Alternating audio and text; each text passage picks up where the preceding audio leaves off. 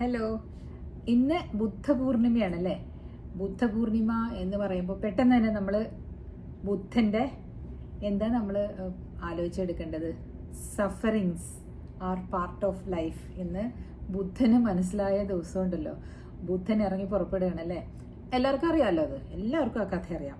ബുദ്ധൻ നിർവ്വാണം കിട്ടുന്നതും പിന്നെ ഇതാണ് ജീവിതത്തിൽ മരണമൊക്കെ ഉണ്ട് എന്നറിയുമ്പോൾ ഉള്ളൊരു പെട്ടെന്നുള്ളൊരു റെവലേഷൻ അല്ലേ. അങ്ങനെ ബുദ്ധൻ്റെ പാത പിന്തുടർന്നു ഒരുപാട് ഫോളോവേഴ്സ് ഉണ്ടായി. അങ്ങനെ ഞങ്ങളുടെ കൊച്ചു ഗ്രാമത്തിലും ബുദ്ധൻ വന്നിട്ടുണ്ട്. അല്ല, ബുദ്ധൻ എന്ന് പറഞ്ഞാൽ ബുദ്ധൻ മതക്കാരുണ്ടായിരുന്നു എന്നുള്ളതിന് ഉദാഹരണമാണ് ഞാനൊക്കെ എപ്പോഴും പോണ അമ്പലം കേട്ടോ, ഒക്കലമ്പലം. അമ്മയിപ്പോൾ എപ്പോഴും അവിടെയാണ്. ഒക്കലമ്പലത്തിൽ പാലി ലാംഗ്വേജിൽ എഴുതി വെച്ചിട്ടുണ്ട്. അതുകൊണ്ട് ഞങ്ങൾ എപ്പോഴും പറയും അതെന്തായാലും ബുദ്ധവിഹാരമായിരുന്ന ഒരു ഇടമാണ്, ബുദ്ധമതസ്ഥരുണ്ടായിരുന്ന സ്ഥലമാണ്. കുറേ എവിഡൻസ് ഉണ്ട്. മലയാറ്റൂർ, അങ്ങനെ പെരുമ്പാവൂർ ആ ഏരിയയിൽ ജൈനമതം ബുദ്ധമതമൊക്കെ മാറി മാറി വന്നതിൻ്റെ എവിഡൻസ് ഉണ്ട്. പിന്നെ ഞാൻ എപ്പോഴും ഈ കണക്ഷൻസിനെ പറ്റി പറയുമ്പോഴേ മാവേലിക്കരയിൽ അതാ ഞാൻ പറയണേ, ബുദ്ധമതമായിട്ടുള്ള കണക്ഷനും ഞാൻ നേരെ കല്യാണം കഴിച്ച് ചെല്ലുമ്പോൾ ഞാൻ ആദ്യം ഈ ബ്രൈഡിൻ്റെ രൂപത്തിൽ ഇരിക്കില്ലേ, നമ്മൾ ഡ്രസ്സൊക്കെ ഇട്ടിട്ട് അങ്ങനെ ഇരിക്കുകയാണല്ലോ കാറിൽ പോയിക്കൊണ്ടിരിക്കുമ്പോൾ ഞാൻ കൃഷ്ണസ്വാമി ടെമ്പിൾ എന്ന് പറഞ്ഞു തന്നു അരവിന്ദൻ്റെ അടുത്ത്, മാവേലിക്കര. അപ്പോൾ ഞാൻ നോക്കുമ്പോൾ പക്ഷെ ഞാൻ കാണുന്ന ബുദ്ധനെയാണ് സൈഡിൽ. അവിടെ ബുദ്ധ ജംഗ്ഷൻ എന്നാണ് ഇത്ര പേര്.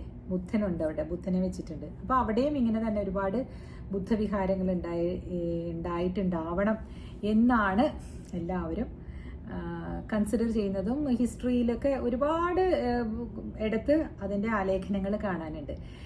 ഇവരെല്ലാം നമുക്ക് മുമ്പേ വിതച്ചിട്ട് പോയ കാര്യങ്ങളാണ് നമ്മളിപ്പോഴും എടുത്ത് പഠിക്കുകയും അതിനെ ഫോളോ ചെയ്യുകയും ചെയ്യുന്നത് അല്ലേ. അപ്പോൾ ഇന്ന് ബുദ്ധപൂർണിമ ആയതുകൊണ്ട് എന്താണ് ബുദ്ധൻ്റെ ഒരു ഫോളോയിങ് നമ്മൾ എടുക്കേണ്ടതെന്ന് പറയട്ടെ. എന്ത് ആര് പറഞ്ഞാലും കാറ്റ് പിടിച്ച പോലെ നിൽക്കുന്ന പണിയാണ് ബുദ്ധന്. അപ്പോൾ ഒരു ദിവസം ഒരാൾ സത്സംഗം നടക്കുന്ന സ്ഥലത്ത് വന്നു അത്രേ. ബുദ്ധൻ ഇങ്ങനെ പറഞ്ഞുകൊണ്ടിരിക്കുകയാണ് ഓരോരോ കാര്യങ്ങൾ. അപ്പോൾ ഒരു മനുഷ്യൻ അവിടെ കുറച്ച് ദൂരെ നിന്ന് ഈ ബുദ്ധൻ പറയുന്നതിന് എഗൻസ്റ്റ് ആയിട്ട് തന്നെ പറയുകയും അതിന് എഗൻസ്റ്റ് ആയിട്ട് ചീത്ത വിളിക്കുകയൊക്കെ ചെയ്തു. ഇതും കഴിഞ്ഞ് പിന്നെയും ആളുകളെല്ലാം പിരിഞ്ഞൊക്കെ പോയി കഴിഞ്ഞിട്ട് അടുത്ത ദിവസം ഇത് തന്നെ. അപ്പോൾ ഒരു ശിഷ്യൻ വന്ന് ദേഷ്യം വന്നിട്ട് ബുദ്ധനോട് വന്ന് ചോദിച്ചു, എന്തുകൊണ്ടാണ് ഗുരുവേ ആ മനുഷ്യനെ വിളിച്ച് ഒന്നും പറയാത്തത് എന്ന് ചോദിച്ചു. ഇത് കഥ ഞാൻ പറഞ്ഞിട്ടുണ്ടെന്ന് തോന്നുന്നു, പക്ഷേ ഇന്ന് ഇതിൻ്റെ ഒരു പ്രസക്തി ഉള്ളതുകൊണ്ട് പറയണേ. അപ്പോൾ ഗുരു പറയും, നീ എനിക്ക് കുറേ ഗിഫ്റ്റുകൾ ഇങ്ങനെ തന്നുകൊണ്ടിരുന്നു, എനിക്കൊന്നും വേണ്ട എന്ന് ഞാൻ പറയുകയാണ്, ഞാനത് എടുത്തില്ല. അപ്പോൾ ആ ഗിഫ്റ്റ് ആരുടെ കയ്യിലുണ്ട്?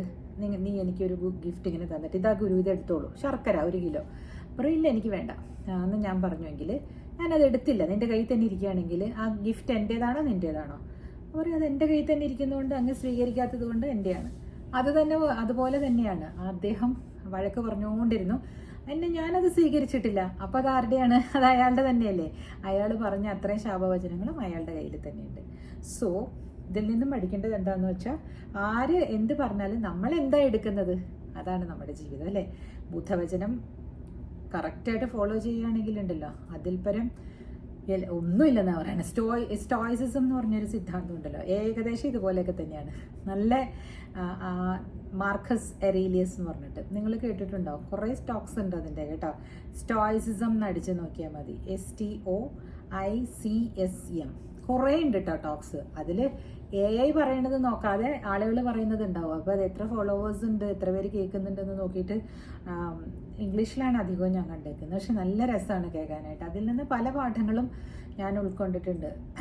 ഈ പറഞ്ഞ ഇപ്പോൾ ഈ ബുദ്ധൻ്റെ കാര്യം പറഞ്ഞില്ല, ഇതുപോലത്തെ കാര്യങ്ങളാണ് അതിലധികവും അവരും ഫോളോ ചെയ്യുന്നത്. വളരെ സിദ്ധാന്തം എന്താണെന്ന് വെച്ചാൽ, ലൈഫിനെ നമ്മളുടെ വെൽഫെയറിനായിട്ട് ചിന്തിച്ചു നോക്കൂ. എന്നിട്ട് ആ വെൽഫെയർ അപ്പോൾ നമ്മൾ മറ്റുള്ളവർക്കും വേണ്ടിയിട്ട് പകർന്നു കൊടുക്കും. യൂട്യൂബൊക്കെ അങ്ങനെയൊക്കെ തന്നെയല്ലേ, നമ്മുടെ വെൽഫെയറിന് വേണ്ടിയിട്ട് നമ്മൾ തുടങ്ങുന്നത്, അതിന് മറ്റുള്ളവർക്കും അത് വെൽഫെയറായി മാറുന്നു അല്ലേ. അല്ലാതെ പെട്ടെന്ന് ഒരു ദിവസം യൂട്യൂബ് ചാനൽ തുടങ്ങി എല്ലാവരും നമ്മുടെ ഫോളോവേഴ്സ് ആകട്ടെ, നമുക്ക് കുറേ പണം വരും, അതൊന്നും അല്ല. നമ്മുടെ വെൽഫെയറിന് വേണ്ടിയിട്ട് നമ്മൾ പഠിക്കുന്ന കാര്യങ്ങൾ ഇതിലിങ്ങനെ നമ്മൾ പറഞ്ഞുകൊണ്ടിരുന്നു കഴിഞ്ഞാൽ നമുക്കും കേൾക്കാം, നമ്മുടെ വരും തലമുറകൾക്കും ഇതൊരു ഉപകാരമാവും അല്ലേ. കുറേ വർഷങ്ങൾ കഴിയുമ്പം ഈ എഴുതിയ ബുക്സൊക്കെ ഇല്ലേ, പഴയ ബുക്കുകളൊക്കെ കാണുമ്പോൾ നമുക്ക് എന്തൊരു സന്തോഷമാണല്ലേ വരുന്നത്. ഇന്നലെയും കൂടെ ഞാൻ മോള് എനിക്കൊരു ബുക്ക് കൊണ്ടു തന്നതിനകത്ത് കാബൂളിവാല വായിച്ചപ്പോൾ ചെറുപ്പത്തിലെ നോൺ ഡീറ്റെയിൽഡ് ക്ലാസ്സിൽ, നോൺ ഡീറ്റെയിൽഡ് ഇംഗ്ലീഷ് ക്ലാസ്സില്ലേ, അതിനകത്ത് രവീന്ദ്രനാഥ് ടാഗോറിൻ്റെ കഥ എന്ന് പറഞ്ഞിട്ട് സ്റ്റോറി ബൈ രവീന്ദ്രനാഥ് ടാഗോർ, കാബൂളിവാല, ഇപ്പോഴും എനിക്ക് ഓർമ്മയുണ്ട്. Mini, how mini is getting, ഭയങ്കര എന്താ പറയുക, ഭയങ്കര സ്നേഹം കാബൂളിവാലയോടാകുന്നതും അവസാനം ആ കാബൂളിവാല കാണാൻ വരുമ്പോൾ മിനി അത്ര മൈൻഡ് ചെയ്യാതിരിക്കുന്നതും അവളുടെ മജിസ്ട്രേറ്റായ അച്ഛന് അതൊരു വല്ലാത്ത വിഷമം തോന്നുന്നതും കേട്ടിട്ടുള്ള കഥ ഓർമ്മയുണ്ടാവുമോ എല്ലാവർക്കും? മിക്കവാറും എൻ്റെ ഈ പ്രായത്തിലുള്ളവർക്കൊക്കെ അത് പഠിച്ചിട്ടുണ്ടാവും. ടെൻത്തിൽ ഏതോ ഒരു ക്ലാസ്സിൽ, 10th ഏതോ ഒരു ക്ലാസ്സിൽ നോൺ ഡീറ്റെയിൽഡ് ആയിട്ട് ഞങ്ങൾ പഠിച്ചിട്ടുണ്ട് ഈ കഥ. നോൺ ഡീറ്റെയിൽഡ് ടെക്സ്റ്റിൽ വന്നിട്ടുണ്ട് ഇംഗ്ലീഷിൻ്റെ. അപ്പോൾ ഇതൊക്കെ നമ്മൾ പറഞ്ഞു. ആ ബുക്ക് നമ്മളിപ്പോഴും എടുത്ത് നോക്കുന്നു. രവീന്ദ്രനാഥ് ടാഗോർ എന്നോ എഴുതിയതാണ് അതല്ലേ. അതേപോലെ തന്നെയാകാം ചിലപ്പോൾ ഇനി യൂട്യൂബ് ചാനൽസും ഇങ്ങനെ നമ്മൾ ഓരോ ബുക്സ് എടുത്ത് ഇങ്ങനെ വായിക്കുന്ന പോലെ ഓരോ ആളുകൾ ഓരോ യൂട്യൂബ് ചാനൽ എടുത്ത് ഇങ്ങനെ നോക്കും അല്ലേ. അപ്പോൾ എവിടെയെങ്കിലുമൊക്കെ ആരെങ്കിലുമൊക്കെ കേൾക്കും എന്നെയും അല്ലേ. അതുകൊണ്ടാണ് പറഞ്ഞുകൊണ്ടിരിക്കുന്നതിൽ തെറ്റില്ല, നിർത്താതിരിക്കുക, എന്നും ഓരോന്ന് പറയുക എന്ന് പറയുന്നത്. ഇന്നലെ കുട്ടികളുടെ കാര്യം പറഞ്ഞപ്പോഴേ കുട്ടികളെ വളർത്തേണ്ടത് എങ്ങനെയാണ് എന്നൊക്കെ ചോദിച്ച് ഓരോരുത്തർ പറഞ്ഞപ്പോൾ ഓരോ എൻവയോൺമെൻറ്റിലും നമുക്ക് ഇന്നത് ഇങ്ങനെ ഒരു ടെംപ്ലേറ്റ് കുട്ടികളെ വളർത്തുന്നതിന് പറയാൻ പറ്റൂലല്ലോ. പണ്ട് നമ്മളുടെ അച്ഛനും അമ്മയ്ക്കും വല്ല ഗൈഡും ഉണ്ടായിരുന്നോ? ഒരു എന്താ പറയുക പാരൻറ്റിങ് ഗൈഡ് ഇല്ലല്ലോ, അവർക്കുമില്ല, അത് നമ്മൾക്കും ഇല്ല. എല്ലാവരും തോന്നിയ പോലെ ഒരു ഗൈഡൻസും ഇല്ലാണ്ടാണ് കുഞ്ഞുങ്ങളെ വളർത്തുക. അപ്പോൾ ഇപ്പോഴത്തെ ആൾക്കാരുടെ ചാലഞ്ചസ് ആണ് ഞാൻ ഇന്നലെ പറഞ്ഞത്. പക്ഷെ അതിനകത്ത് ഒരാൾ വന്ന് പറഞ്ഞു ഗ്രാൻഡ് പേരൻസ് ചെയ്യുന്ന നല്ലതും കൂടെ പറയാനായിട്ട്. ഗ്രാൻഡ് പേരൻസ് ഒരുപാട് നല്ലത് ചെയ്യുന്നുണ്ട്.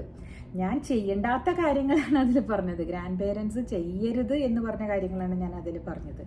അവർ ചെയ്യുന്ന നല്ല കാര്യങ്ങൾ ഒത്തിരി ഇല്ലേ. തങ്ങളുടെ കുഞ്ഞുമക്കൾക്ക് എന്താ പറയണേ, എല്ലാ വെൽഫെയറിനും വേണ്ടിയിട്ട് അവർ പ്രാർത്ഥിക്കുകയല്ലേ ഉള്ളൂ. പിന്നെ അവരുടെ എനർജിയും സമയവും എല്ലാം ചിലവഴിച്ച് കൂടെ വന്ന് നിൽക്കുമല്ലോ കുട്ടികളെ നോക്കാനായിട്ട്. ആ കുഞ്ഞുങ്ങളുടെ അമ്മയ്ക്ക് എന്തെങ്കിലും വല്ല അസുഖം വരികയോ അല്ലെങ്കിൽ ജോലിക്ക് പോവുകയോ രണ്ടാമത്തെ പ്രസവം വരികയോ ഒക്കെ ചെയ്യുമ്പോഴൊക്കെ ഗ്രാൻഡ് പാരൻസ് ആണ്. ഏത് ഗ്രാൻഡ് പാരൻസ് എന്ന് എനിക്ക് പറയാൻ പറ്റില്ല. ഓരോരുത്തരുടെ സാഹചര്യം അനുസരിച്ച് മാറിയും ഒക്കെ നിൽക്കും. അതിൽ ഒരു അച്ഛൻ്റെ പ്രസംഗം ഞാൻ കേട്ടിരുന്നു. എങ്ങനെയാണെന്ന് വെച്ചാൽ, നിങ്ങളുടെ മാതാപിതാക്കളെ നിങ്ങളുടെ കുഞ്ഞുങ്ങളെ നോക്കാനായിട്ട് കൊണ്ടുപോകുമ്പോൾ എന്ന് പറഞ്ഞിട്ട് ഒരു അച്ഛൻ, ചിരിപ്പിക്കുന്ന അച്ഛനില്ലേ, പുള്ളിയുടെ പ്രഭാഷണത്തിൽ പറയുന്നുണ്ട്, നിങ്ങൾ അങ്ങനെ കൊണ്ടുപോവുകയാണെങ്കിൽ ആ കൂടെ പോകുന്ന അപ്പന്മാർക്കായിരിക്കും ഏറ്റവും വലിയ കുഴപ്പം എന്ന് പറയുന്നുണ്ടായിരുന്നു. കാരണം അമ്മമാർക്ക് വലിയ പ്രശ്നമില്ല. അമ്മമാർ ഈ കുഞ്ഞുങ്ങളെ നോക്കി അവരുടെ കാര്യങ്ങളൊക്കെ നോക്കുമ്പോഴേക്കും അവർ ടയേർഡാവും. എല്ലാ 60 വയസ്സിന് മുകളിലുള്ള ആൾക്കാരായിരിക്കുമല്ലോ റിട്ടയർഡായിട്ട് ഇരിക്കുമ്പോൾ പോയിട്ട് കുഞ്ഞുങ്ങളെ നോക്കാനായിട്ട് ഇരുന്ന് കൊടുക്കുന്നത്. അച്ഛന്മാർക്ക് എന്ത് പറ്റുമെന്ന് വെച്ചാൽ അവർക്ക് വേറെ അവരുടെ നാട്ടിലാണെങ്കിൽ അല്ലെങ്കിൽ അവരിരിക്കുന്ന സ്ഥലങ്ങളിലാണെങ്കിൽ അവർക്ക് അവരുടേതായ റിക്രിയേഷൻ ഉണ്ടാകും. ഇതില്ലാത്ത ഇരിക്കുമ്പോഴാണ് അവർക്ക് മതിയാവും പെട്ടെന്ന് അല്ലേ.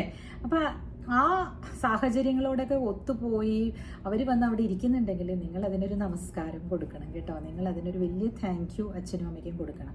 അത് പറഞ്ഞില്ലെങ്കിൽ ഞാൻ ചെയ്യുന്നത് തെറ്റ് തന്നെയാണ്, ശരിയാണ്. പക്ഷേ എല്ലാം കൂടെ കൂട്ടിക്കലർത്തി പറയുമ്പോൾ കൺഫ്യൂഷനായിപ്പോവും. ഒരു സബ്ജക്റ്റ് എടുത്തത് അപ്പൂപ്പന്മാരും അമ്മൂമ്മമാരും കുഞ്ഞുങ്ങളെ വളർത്തുന്നതിലുള്ള കൂടുതൽ കയറി ഇടപെടരുതെന്നായിരുന്നല്ലോ എൻ്റെ ടോക്ക്. അപ്പോൾ അതേപ്പറ്റി പറഞ്ഞുകൊണ്ടിരുന്നപ്പോൾ അത് തന്നെ ആയിരിക്കണമല്ലോ ആ ഒരേ ലൈനിൽ പോകുന്നതല്ലേ നല്ലത്. അതിൻ്റെ ഇടയിലൂടെ ഇവർ ചെയ്ത നല്ല കാര്യങ്ങൾ പറയാനായിട്ട് അതിന് ഇപ്പോൾ ഒരു തനിയൊരു എപ്പിസോഡ് എടുത്തത് അതുകൊണ്ടല്ലേ. ഇന്ന് ബുദ്ധപൂർണിമയായിട്ട് I am dedicating it to the grandparents who are all very എന്താ പറയുക, ഓൾവേസ് ഇൻട്രസ്റ്റഡ് ഇൻ അല്ലെങ്കിൽ always they will just come and do whatever they can to the grandchildren. അവർ voluntarily they will come and do whatever they can. അങ്ങനെ ചെയ്യുന്ന അച്ഛനമ്മമാരുണ്ടല്ലോ. എന്നാൽ വേണ്ടുന്ന സ്ഥലത്ത് മാത്രം അല്ലേ അങ്ങനെ ചെയ്യുന്നവരുണ്ട്. അങ്ങനെ ചെയ്യുന്നവർക്ക് A big hats off.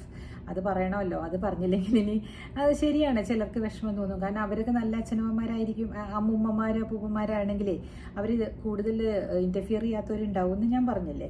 Interfere ചെയ്യാത്തവരുണ്ടെങ്കിലും അവർക്ക് ആവശ്യം വരുമ്പോൾ, മക്കൾക്ക് ആവശ്യം വരുമ്പോൾ ദേ വോളണ്ടിയർലി അവർ പറയുകയും ചെയ്യും ഞങ്ങൾ വരണോ എന്ന് ചോദിക്കും അല്ലേ. അങ്ങനെയല്ല ഈ വയ്യാത്ത ഇരിക്കുന്ന അച്ഛനമ്മമാരെയൊക്കെ അമ്മ അവിടെ വന്ന് ഇരുന്നാൽ മതി എന്ന് പറഞ്ഞ് വിളിച്ചുകൊണ്ട് പോയിട്ട് ആ വീട്ടിലെ പണി മുഴുവൻ എടുപ്പിക്കും. അതാണ് തെറ്റുന്നത് നമ്മൾ പറയേണ്ടത് കേട്ടോ. അപ്പോൾ എന്ത് ചെയ്യണം, അമ്മ ഇവിടെ ഇരുന്നാൽ മതി, അമ്മയ്ക്ക് ഹെൽപ്പ് ചെയ്യാനായിട്ടൊരു ജോലിക്കാരിയെ വെച്ച് കൊടുത്തിട്ട് നിങ്ങൾ രണ്ടുപേരും ജോലിക്ക് പോയിക്കോളൂ, അമ്മ വെറുതെ ഇരുന്നോളും, നോക്കിക്കോളും കുഞ്ഞുങ്ങളെ. അങ്ങനെ ആയിരിക്കണം. അങ്ങനെയാണെങ്കിൽ അമ്മമാർക്കൊന്നും കുഴപ്പമുണ്ടാവില്ല. അല്ലെങ്കിൽ പ്രായമുള്ളവർക്കൊക്കെ ഇനിയൊരു സ്ഥലത്ത് വന്ന് അതിനോട് അഡ്ജസ്റ്റ് ചെയ്യാനൊക്കെ പ്രയാസമില്ലേ. അപ്പോൾ ഇന്ന് ഇത്ര മതി. എല്ലാവർക്കും നല്ല ഒരു പുണ്യദിനമല്ലേ ഇന്ന്. വൈകുന്നേരങ്ങളിൽ അമ്പലങ്ങളിലൊക്കെ പോവുക, അവിടെയുള്ള ഗുഡ് എനർജിയൊക്കെ എടുക്കുക. And hats of two the good grand parents. Okay, അപ്പോൾ ആ കമൻറ്റ് ചെയ്ത ആൾക്ക് സന്തോഷമായിട്ടുണ്ടാവും എന്ന് വിചാരിക്കുന്നു.